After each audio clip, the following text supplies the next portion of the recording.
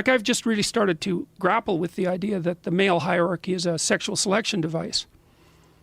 It's like the men are voting on, well, which of us deserves to go sleep with a woman? It's like, well, you don't. You're kind of a weaselly little snake, so, you know, not you. It's like, oh, Joe looks like quite the guy. Let's put him at the top of the hierarchy. That's what men have been doing with each other forever. Isn't there more to it than that?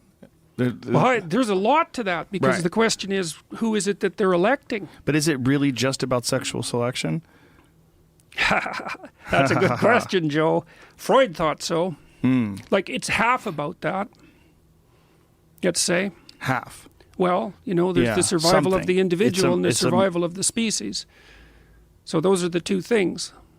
But even with that sexual selection, even with that, say if a person does rise to the top of the social hierarchy in that small Dunbar's number of 250 people, it's a person. Is that enough? Does that person still need purpose? Do they still need something some difficult struggle in order for them to feel fulfilled?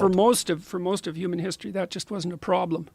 Because you had struggle constantly, right? Man, yes, absolutely. Is that a problem today? Is that the problem? Our lack of problems? Sure. It's something Kierkegaard pointed out like 150 years ago. He said there'll come a time when everything has been done so well for everyone that the only felt lack will be for lack itself. Are you concerned because of that, and because you're very acutely aware of this issue? Are you concerned with this potential future that we have in front of us with artificial intelligence and virtual reality and this need to live in a world that's not real?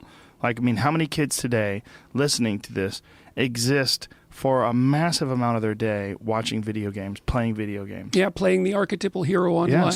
Yes. Yeah. And I had a friend, and this is just a classic story. I'll never forget this statement that he said to me. He was one of the managers at the Comedy Store. He was a very nice guy, but he was addicted to video games, which I have been in the past. I was addicted to video games for a couple of years. I'd play them all the time. I loved them. They were so much fun. But this guy, he had it bad. I had a career while I was doing it. I managed to figure it out that this was a massive waste of my time and get through. He didn't. And when one day he was like, I mean, pale, like he hadn't been outside in days, and he was hanging out in the back of the Comedy Store, and we were talking, and he was addicted to, I think it was EverQuest, which is this crazy role-playing game that you just do, and people would play it 18 hours a day. And he said something I'll never forget. He said, I'm so successful in the video game world and so unsuccessful in the real world. And he was like sitting there like shaking his head. And I was like, wow.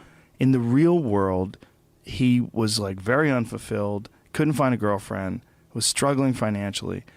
In the video game world, he was like some warlock. He was out there slaying dragons, and he found great reward in that video game world. I'm very concerned that we will literally almost be like in the Matrix, plugged into some artificial electronic thing, which I think these video games that people are playing all day long, they're a precursor to that. Don't get me wrong, if you have great self-control, they're very enjoyable, they're fun, they're great social time with you and your friends, you get together, you play, and you have a great, as long as you're actually being productive and active in everyday life, I don't really think they're a problem. But my concern is that they are a precursor, and that we are seeing the beginning steps to this artificial world that we'll be embedded in the very near future. Well, you know, we decided already that we're in a period of chaos. Yeah. And, you know, part of the reason I'm loath to make any predictions is, I mean, that's one of the reasons. It's like, how many things need to be going sideways at the same time? Right. Lots of things are going sideways. I have no idea what's going to happen. I mean, we're building autonomous cars. 70, like, that's the biggest employment category. Driver. Yeah. So what then? You know, but why worry about that? There's 20 other things that are happening that are just as revolutionary. Right. So what's going to happen? Who knows? I have no idea. I think maybe I know how to steer the boat. You know, that's all. You try to tell the truth, and maybe you'll get through it and act it out as well, because what else do you have?